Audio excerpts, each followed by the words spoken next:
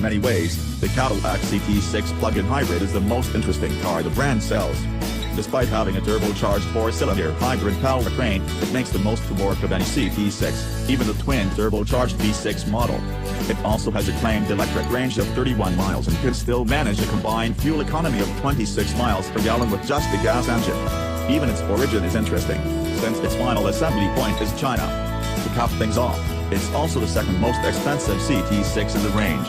To find out if the CT6 is worth that money, and has more to offer than fun facts, we spent some time behind the wheel. Of all the different CT6 variants available, the CT6 that is the one I would pick for myself. Why?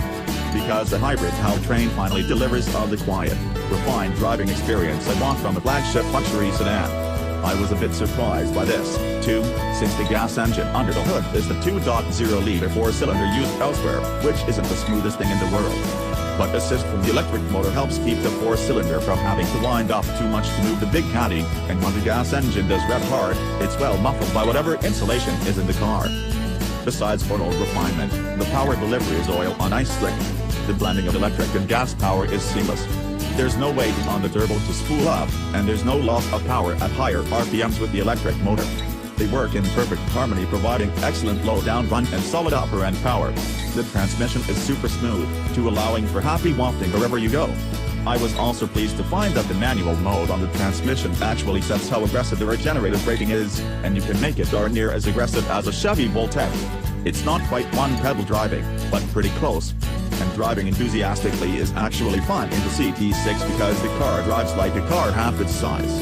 It responds quickly and enthusiastically to the steering and feels very planted. The car stays pretty flat, too, though the trade-off is a firm ride. The brakes feel mostly good, also. They feel firm and progressive, but a little grabby at low speeds. There is one other caveat with this and all other CT6s, though. The interior has elements of a solid design. Many of the materials are nice, and the basic shape is fine, but it doesn't feel unified. There are too many different interior materials, so it looks scattershot and unplanned rather than luxurious.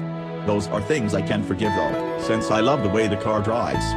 So if you're looking for a lovely driver with lots of space and can forgive the amateurish interior, the CT6 is